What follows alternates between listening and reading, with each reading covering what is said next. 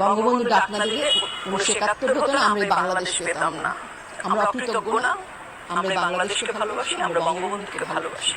আমি যাব, আমরা যাব, আমরা সবাই যাব ধানমন্ডি 32-এর ওই পোড়া বাড়িতে গিয়েই আমরা শ্রদ্ধা জানাবো। এখন আমাদের সামনে শুধু 15ই আগস্ট, ধানমন্ডি 32, আমরা সেখানে যাব, সবাইকে ডাকছি আসুন। ঠিক আছে, ঠিক আছে।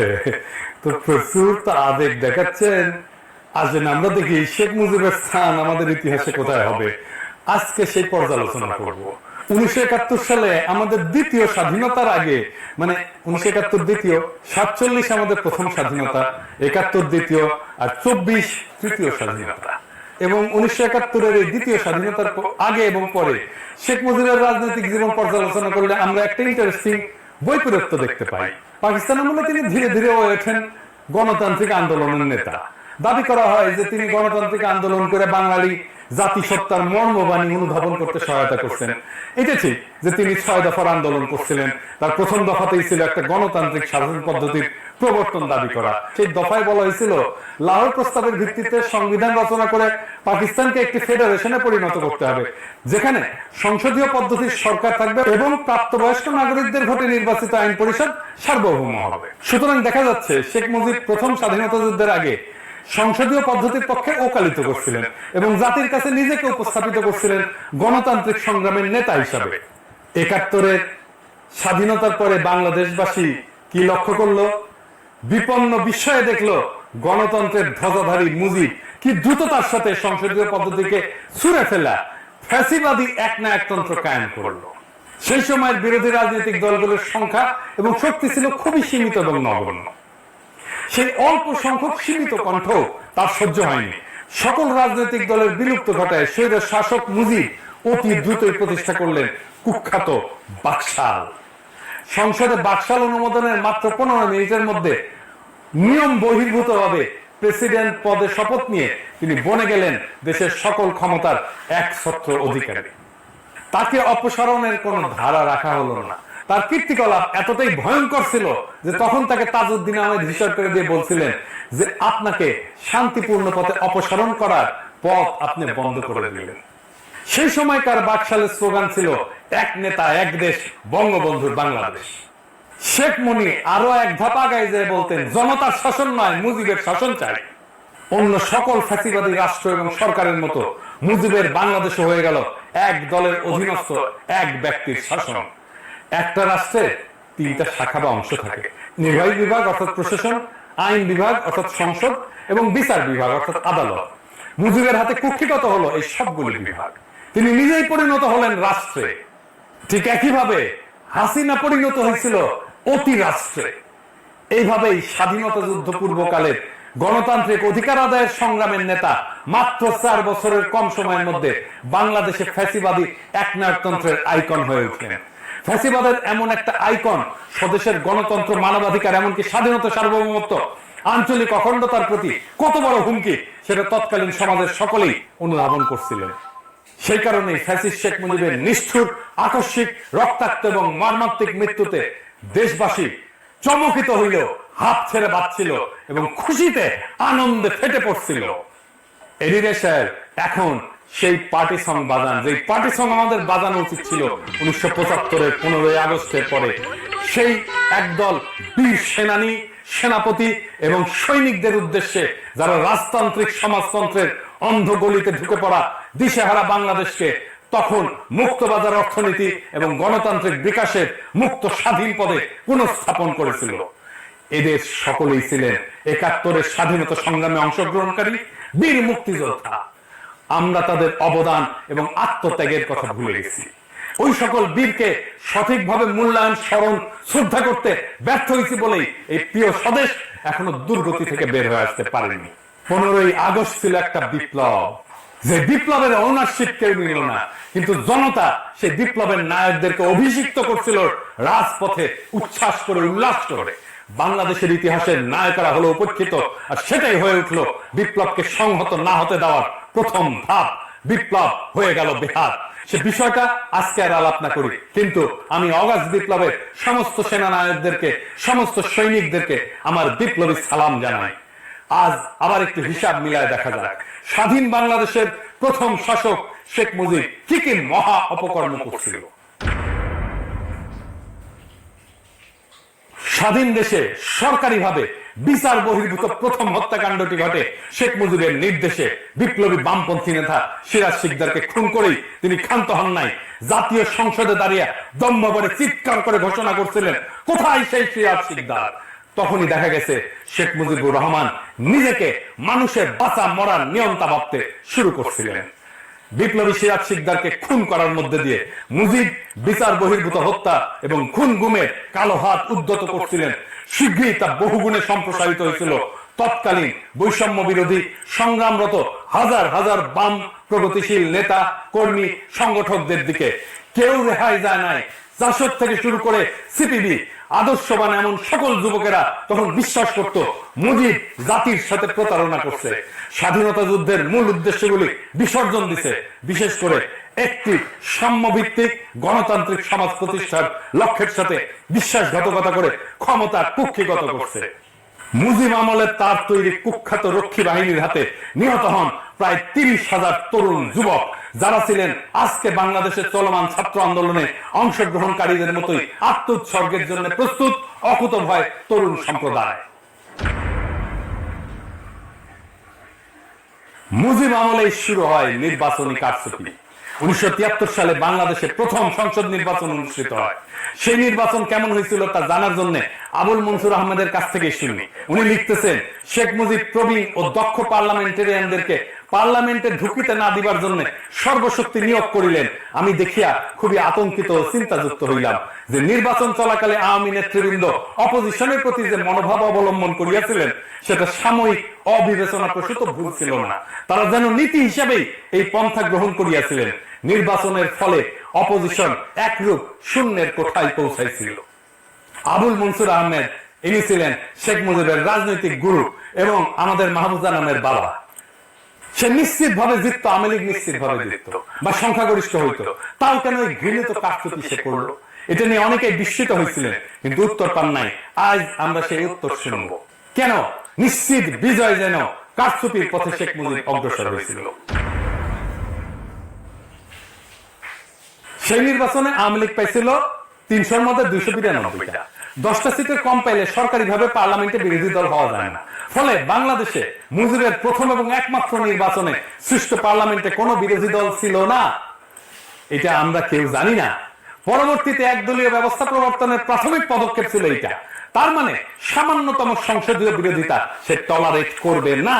সেই জন্য সে নীতি হিসেবে গ্রহণ করছিল, যেটা নিশ্চিত হওয়া সত্ত্বেও বিপুল ব্যাপক কারচুপির মাধ্যমে সংসদে 292টা আসন নেওয়া যেন কোনোভাবে কোন সংসদীয় বিরোধী দল না থাকে। একই কাজ করছিল আমাদের গত জার্নি নির্বাচনে হাসিনা, মুজিবের মাইয়া।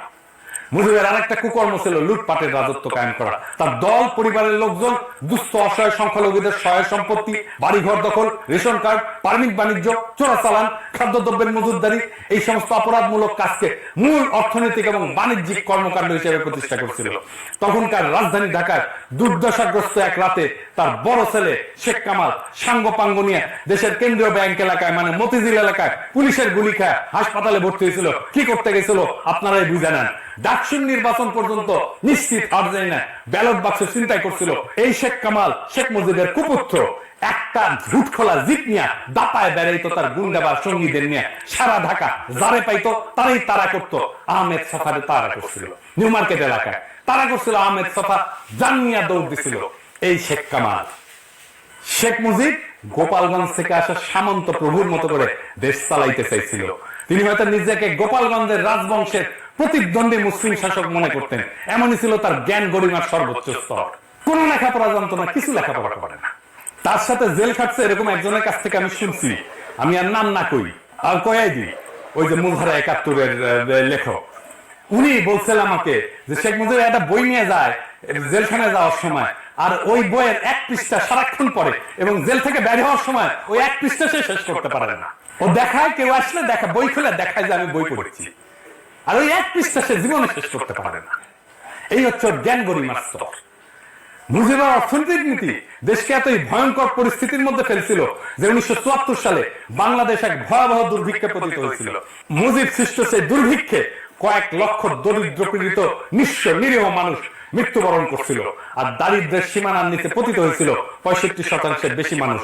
নোবেলজয়ী অর্থনীতিবিদ অমর্ত্য সেন তার গবেষণায় দেখাইছিলেন সেই দুর্ভিক্ষ খাদ্যের অভাবের জন্য ঘটেনি, ঘটছিল মজুতদারির কারণে।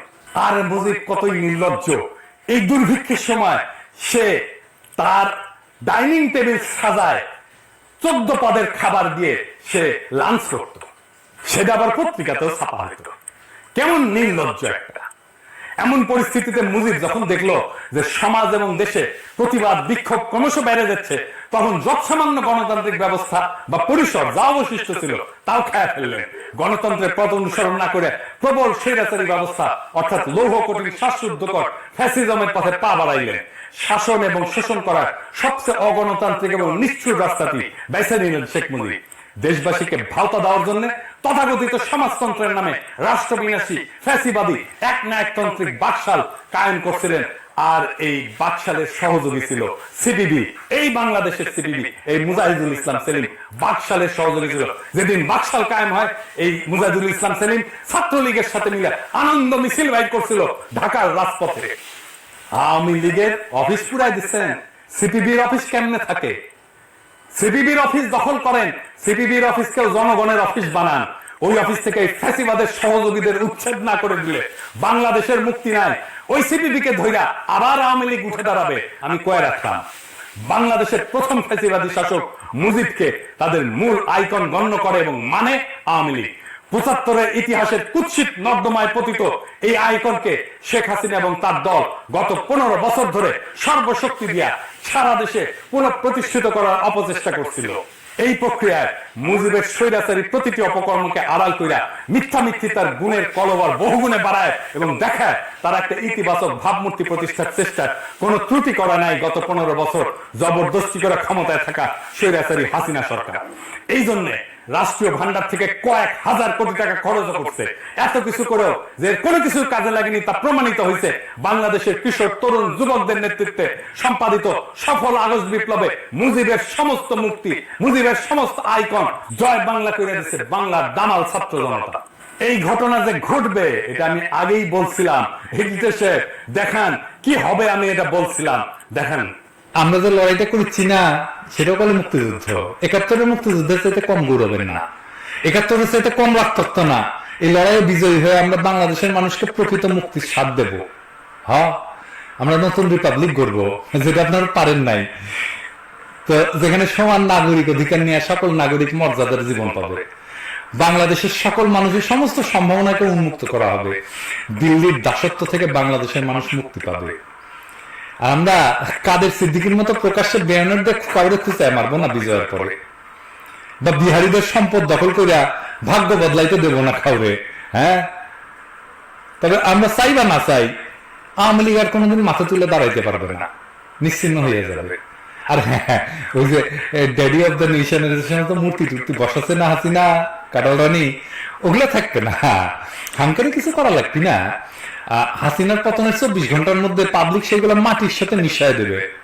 বাংলাদেশ রাষ্ট্র প্রতিষ্ঠার পর শেখ মুজিব কখনোই দেশের ঐক্য এবং জাতীয় সংহতির প্রতীক হিসেবে আবির্ভূত হননি। তিনি ছিলেন গাজী গোলাম মোস্তফার মতো চোর, ডাকাত, নিকৃষ্ট দুর্বৃত্তদের নেতা। 71-এর পরে শেখ মুজিব হয়েছিলেন দুর্বৃত্তদের নেতা, জনতার নেতা না। গত শতাব্দীর 60-এর দশকের শেষ ভাগে বাংলাদেশের সবচেয়ে মেধাবী তরুণেরা আওয়ামী লীগের ছাত্র সংগঠন ছাত্রলীগের সাথে যুক্ত হয়েছিল। একটা বৈষম্যহীন সমাজের ধারণায় উদ্দীপিত ছিল ওই তরুণেরা। সমাজতন্ত্র প্রতিষ্ঠার স্বপ্নে চালিত হয়ে এই তেজোদ্দীপ্ত অংশই আওয়ামী লীগে ঘটাইছিল বিপ্লবী রূপান্তর। তারাই ব্যাপকভাবে যোগ দিছিল মুক্তিযুদ্ধে। স্বাধীনতা যুদ্ধের ব্যাপক বিশাল যজ্ঞের মধ্যে এই বিপ্লবী অংশের দলটির সনাতনী নেতাদের বিরুদ্ধে চলে গেছিল। বিপরীতে চিরায়ত পুরনো প্রাচীন আওয়ামী নেতা সংগঠকদের প্রধান এবং আসল নেতা ছিল শেখ মুজিবুর রহমান। ওই সনাতনী অংশ তারা পাকিস্তানের মতোই শোষণ, বঞ্চনা, বৈষম্যের আর একটা দেশ বানাইতে চাইতো, যার মালিক হবে তারা। আওয়ামী লীগের ভেতরকার সেই সকল রাজনীতিকদের গুরু ছিলেন এই এই এই এই এই এই এই এই এই এই সরাদি বডিগার্ড। 69-এর গণ অভ্যুত্থান, 70-এর সাধারণ নির্বাচন এবং ৭১-এর মুক্তিযুদ্ধের মধ্যে দিয়ে যে আত্মত্যাগী বিপ্লবী অংশ আওয়ামী লীগকে রাষ্ট্র ক্ষমতা উপহার দিয়েছিল, মুজিব সরকারের দায়িত্ব হাতে পেয়ে তাদেরকে সবচেয়ে বেশি অবজ্ঞা করছেন, ফেলে দিচ্ছেন দূরে, বহু দূরে, নীতি নির্ধারণের সীমানার বাইরে। তাদের লালিত স্বপ্ন এবং আকাঙ্ক্ষার বিপরীতে তিনি সর্বশক্তি নিয়ে দাঁড়ায় গেছেন। নিজের ভাগিনা শেখ মুনীকে সর্বাধিক গুরুত্ব দিয়া ফ্যাসিবাদের ভ্রূণ সৃষ্টির এবং লালনের প্রথম পর্বের কাজ শুরু করছেন। শেখ মুজিব তার দলের পরীক্ষিত এবং সবচেয়ে সম্ভাবনাময় ৮০% তরুণ এবং যুবককে ঠেলে দিয়েছিলেন বিরুদ্ধ পক্ষে। পর্যায়ক্রমে সেখান থেকে তার বিরুদ্ধে সংগ্রামরতদের সবচেয়ে বড় সংগঠন জাসদ জন্ম নেয়। মুজিব কখনোই দেশের ঐক্য এবং সংহতির প্রতীক বা ইউনিফাইং ফিগার ছিলেন না। সে ছিল সদ্য স্বাধীন দেশে চূড়ান্ত বিভেদ সৃষ্টিকারী ইন্ডিয়া অনুরাগী এক দেশদ্রোহী শাসক। সে ছিল অত্যাচারী, লুটেরা এবং কুখ্যাত এক মহারাজ, ইতিহাসের নিকৃষ্টতম খলনায়ক। তার খুনি পাপিষ্ঠ কন্যা শেখ হাসিনা, মা দুর্নীতি এবং দুর্বৃত্ত পরায়ণ শেখ পরিবার এবং ফ্যাসিস্ট দল আওয়ামী লীগ দেশবাসীর কাছে ঘৃণিত নিকৃষ্ট ব্যর্থ শাসক মুজিবকে নানান মহিমায় মহিমান্বিত করে দলীয় সম্পত্তি এবং প্রশ্নহীন আনুগত্য প্রতিষ্ঠার ভয়ঙ্কর প্রতীকে পরিণত করছিল, যা আগস্ট জনরোষের আগুনে পুড়ে কয়েক ঘন্টার মধ্যে নিশ্চিহ্ন হয়ে গেছে। হাসিনা কিভাবে মুজিবের ঐতিহ্যকে বহুগুণে ছাড়াই গেছে, আসেন সেটা দেখি। প্রথমত, শেখ মুজিব সদ্য স্বাধীন এবং অপার সম্ভাবনাময় বাংলাদেশের নির্বাচন ব্যবস্থার কারচুপির যে ধারা শুরু করছিল, খুনি হাসিনা সেই জাল জালিয়া থেকে আরো ভয়াবহ পর্যায়ে অধঃপতিত করছে। ভোটচোর হাসিনা প্রকৃতপক্ষে নির্বাচনকে নির্বাসনে পাঠায় দিছিল। গত ৭ই জানুয়ারিতে অনুষ্ঠিত ভোটারবিহীন দামি নির্বাচনের মধ্য দিয়ে সে জনপ্রতিনিধিত্ব যাচাইয়ের ব্যবস্থা ধ্বংসের নিকৃষ্ট সকল ধারণাকে অতিক্রম করে পৃথিবীতে কলঙ্কের এক নতুন দৃষ্টান্ত স্থাপন করছিল।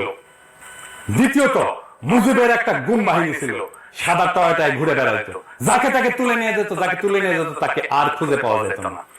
একই রকম ভাবে হাসিনারও গুম বাহিনী ছিল। খুনি হাসিনা বিচার বহির্ভূত হত্যাকাণ্ডে এত ব্যাপকভাবে বৃদ্ধি করে যে এক পর্যায়ে আমেরিকা র্যাবের উপরে নিষেধাজ্ঞা জারি করতে বাধ্য হয়। এটাই ছিল দস্যুরানী হাসিনার বিশাল উন্নয়ন ঘটানোর সহস্র গল্পের পিছনে লুকায় থাকা তার আসল কাহিনী। তার আমলে হাজার হাজার লোক মারা গেছে, অজস্র মানুষের জীবন প্রদীপ নিভে গেছে, অসংখ্য মানুষ পঙ্গু হয়েছে, দৃষ্টিশক্তি হারাইছে, দেশান্তরী হয়েছে। পুলিশ, আনসার, র্যাব, বিজিবি এবং আওয়ামী লীগ ও তার বিভিন্ন অঙ্গ সংগঠন এবং ভয়ঙ্কর ছাত্রলীগের সন্ত্রাসী হামলায় প্রাণ হারাইছেন বহু নারী পুরুষ। স্বদেশের শত শত নাগরিককে গুম করা হয়, তাদের উপরে চালানো হয়েছে অমানবিক নির্যাতন। এমন নির্মম অত্যাচারের জন্য তার যে সমস্ত বন্দিশালা বা আয়নাঘর তৈরি করছে সেই সব দেখে এবং সেখানে আটকদের উপরে ভয়াবহ নিপীড়নের বিবরণ শুনে দেশবাসী এবং বিশ্ববাসী আজ স্তম্ভিত এবং বাকরুদ্ধ হয়ে পড়ছে। তৃতীয়ত, স্বৈরাচারী মুজিব লুটপাটের যে রাস্তা তার মেয়েকে দেখাই দিয়েছিল, খুনি হাসিনার আমলে সেই সড়ক দৈর্ঘ্যে প্রস্থে শতগুণে বেড়া গোটা অর্থনীতিকে গিলে ফেলছে। আজ অবস্থা এমন পর্যায়ে পৌঁছেছে যে হাসিনা সামান্য পিয়নো 400 কোটি টাকার মালিক বনে গেছে। উন্নয়নের ধোয়া তুলে হাসিনা এবং তার লেসপেন্সারেরা এবং সহযোগীরা দেশ থেকে 80 বিলিয়নেরও বেশি ডলার বিদেশে নিয়ে গেছে। তার উৎসাহ এবং প্রত্যক্ষ সহযোগিতায় এই সমস্ত লুটেরাদের জন্য বিভিন্ন উন্নত দেশে তৈরি হয়েছে বেগম পাড়া। চতুর্থত, দেশের সকল বিরোধী দলের বিরুদ্ধে অভূতপূর্ব দমন নীতি চালায়। রাজনৈতিক প্রতিপক্ষের লাখ লাখ নেতাকর্মীকে বিনা বিচারে আটকাই রেখা, লক্ষ লক্ষ মিথ্যা মামলা দিয়া, এলাকা ছাড়া, থানা ছাড়া, জেলা ছাড়া করে পুরা নির্বাচনী ব্যবস্থা ধ্বংস করে দিয়ে খুনি হাসিনা দেশকে বিরোধী রাজনীতি শূন্য করে ফেলতে চাইছিল। প্রকৃতপক্ষে সে নব্য বাকশালের পত্তন করছিল। দেশের নির্বাহী, আইন, বিচার বিভাগ এই সবই সে ঢুকায় ফেলছিল তার হাতের মুঠায়। বেঘরে নিহত তার বাবার মতো সেও নিজেকে স্থাপন করছিল রাষ্ট্রের উপরে এক অতি রাষ্ট্রের ভূমিকায়। পঞ্চমত, ভিন্ন আরেক দিক থেকে তুলনা করলে মুজিবের বাকশালের চেয়ে খুনি হাসিনার নব্য বাকশাল ছিল অনেক বেশি ভয়ঙ্কর। আর তা হলো আইকন মুজিবের আদলে সে ফ্যাসিবাদী বাকশালী শাসন কায়েম রাখার জন্য লক্ষ প্রাণের বিনিময়ে অর্জিত আমাদের স্বাধীনতা, সার্বভৌমত্ব, আঞ্চলিক অখণ্ডতাকে বিসর্জন দিয়া দেশটাকে ইন্ডিয়ার উপনিবেশ বানায় দিছিল। মোদির মৌলবাদী হিন্দুস্তানের সক্রিয় সাহায্য ছাড়া হাসিনার পক্ষে তার ফ্যাসিবাদী শাসন তথা মুজিবীয় আইকন এবং মিথ্যার ভরা ভাবমূর্তি বজায় রাখার আর কোন উপায় বা পথ অবশিষ্ট ছিল না। জরুরি আর একটা দিক আমাদের নিরীক্ষা করা উচিত। কি সেই দিক? আইকন হিসেবে মুজিবকে মেনে নিলে তা কেবল খুনি হাসিনা এবং তার পরিবারের ফ্যাসিবাদী শাসনের অধীনে প্রজন্মের পর প্রজন্ম কাটানোর জন্য যথেষ্ট ছিল না। একই সাথে আওয়ামী লীগ ইন্ডিয়ার কাছে গোটা বাংলাদেশকে বন্ধক দিয়া মুসলিম বিদ্বেষী প্রতিবেশী দেশের উপনিবেশের প্রজার দুর্ভাগ্য বরণে বাধ্য করতে চাইছিল আমাদেরকে। এর বিরুদ্ধে আমরা আমাদের দ্বিতীয় মুক্তিযুদ্ধ শুরু করছিলাম। আমরা জানতাম এই যুদ্ধে জিততে হলে মুজিবের হাত ধরে আসা বাকশালী ফ্যাসিবাদকে চিরতরে কবর দিতে হবে। নারী পুরুষ নির্বিশেষে বাংলাদেশের কিশোর তরুণ যুবকেরা তা করে দেখাইছে। আমরা জানতাম জিততে হলে অর্থাৎ বিজয়ের রঙিন পতাকা ছিনা আনতে হলে ইন্ডিয়ার আধিপত্যবাদের কালো হাতকে চিরতরে ভেঙে দিতে হবে। বাংলাদেশের বীর জনতা হেলিকপ্টার, গানশিপ, আর্মাড ভেহিকল, গুলি, স্নাইপার, টিয়ার গ্যাস, লাঠির মুখোমুখি দাঁড়ায় শত শত প্রাণ বিসর্জন দিয়ে হাজার হাজার চোখ রাঙিয়ে অঙ্গহানি ঘটায় মহাগৌরবের সাথে দেশের জন্য পবিত্র সেই কর্তব্য দায় সম্পন্ন করছে। আমরা এক নদী রক্ত পাড়ায় আবার আমরা স্বাধীনতার সূর্যকে ছিনায় আনছি। এই মহান যুদ্ধে বিজয়ী হওয়ার সাথে সাথেই বাস্তবেই মুজিবের ফ্যাসিবাদী আইকন ভেঙে চুরে টুকরা টুকরা হয়ে গেছে। ইনশাল্লাহ নিশ্চয়ই আর কোনোদিন এই মহাদানব বাংলার পবিত্র মাটিতে ফিরে আসতে পারবে না। সুতরাং আজকে পরাজিত শক্তির যেসব এজেন্টেরা 15ই আগস্টকে জাতীয় শোক দিবস হিসেবে পালন করার ধৃষ্টতা দেখায়, প্রস্তাব করে, তাদেরকে স্পষ্ট ভাষায় বলে দিতে চাই, গণতন্ত্র হত্যাকারী মুজিবী আইকনের স্থান নব্য স্বাধীন দেশে আর কখনোই হবে না। এই ধরনের অপচেষ্টা আপনারা বন্ধ করেন। এই মোহ চিরদিনের জন্য ত্যাগ করেন। প্রাণপ্রিয় মাতৃভূমিতে এই দিবসটি আর কোনোদিনই মুজিবের নামে পালন করা হবে না ইনশাআল্লাহ। এখন থেকে প্রত্যেক বছর 15ই আগস্ট এই দিনটি আমরা গণতন্ত্র পুনরুদ্ধার দিবস হিসেবে বিপুল উৎসাহের সাথে আনন্দ উল্লাস এবং উৎসবের সাথে পালন করব। আমরা স্মরণ করব সেই বিপ্লবী বীরদের যারা আমাদেরকে এই 15ই আগস্টে গণতন্ত্র উদ্ধারের ক্ষেত্রে সেনানীর ভূমিকা, পথ প্রদর্শকের ভূমিকা এবং বিপ্লবী ভূমিকা পালন করছিল। আমরা এখানে থেমে থাকবো না। আমাদের বিপ্লবের একটা প্রধান অঙ্গীকার হলো ফ্যাসিবাদকে চিরতরে বিদায় করা। আমরা সেই পবিত্র অঙ্গীকার অবশ্যই বাস্তবায়ন করব। যারা ফ্যাসিবাদকে ফিরে আনতে চায়, একে পুনর্বাসন করতে চায়, তাদেরকে হুঁশিয়ার করে বলতেছি, এখানে থামেন। এই প্রসঙ্গে ব্রিগেডিয়ার সাখাওয়াত হোসেন আপনারে বলতেছি, যথেষ্ট বলছি, আপনি থামতেছেন না। আপনারে আজকা আমরা জনতার পক্ষ থেকে যেই খেতাব আমরা এতদিন হাসিনার লোকদেরকে দিছি, সেই খেতাব আপনারে দিলাম। এডিটর সাহেব জাউরার জাউরা সিল মেরে দেন, আর একবার মারেন, 3 বার মারেন, তোর পাশার মধ্যে সিল মেরে দেবো আমি। হারামজাদা, তুই খুনিদেরকে সংগঠিত হতে বলার কে? কোন এখতিয়ারে, কোন জোরে তাদের পুনর্বাসিত করতে চাস? তুই কার স্বার্থে, কোন পক্ষে কথা বলতেছিস? স্বরাষ্ট্র মন্ত্রণালয় তোর পাশা দিয়ে গুটি ঢুকাই দিব। হারামজাদা, বান্দিরপুর খুনি হাসিনা গত 15 বছর ধরে ইন্ডিয়ার প্রয়োজন এবং হীন স্বার্থে বাংলাদেশের সশস্ত্র সেনাবাহিনীর বিভিন্ন স্তরে যে অশুভ পরিবর্তন ঘটাইছে, অফিসার স্তরে যে পরিমাণে দুর্নীতিগ্রস্ত দালাল অসৎ মাল ঢুকাইছে, তাদের ব্যাপারে দেশবাসী সতর্ক, সজাগ এবং সচেতন আছে। ইন্ডিয়ার অনুমোদন নিয়ে বসানো সেনাপতিরা এই মারাত্মক সাখাওয়াত তোরে অন্তর্বর্তীকালীন সরকারের মধ্যে ঢুকাইছে। আমরা জানি তুই কিভাবে ঢুকছিস। তোরে আজ শুনতে হবে সেই রাজপথ মহাসড়কের কথা, যেখানে জনতার মিছিল এসে দুঃশাসনের তত্ত্বটাও পুরাই দিছে, ওদের ঘৃণিত অপশাসনকে কবর দিছে। জনতার যে মহাশক্তি, তাদের যদি চিনতে না পারিস, তোরে আমরা চিনাই দেবো টাইম মতো, ঘাড় ধইরা ওই সচিবালয় থেকে বের করে দেবো পাতায় লাঠি দিয়া।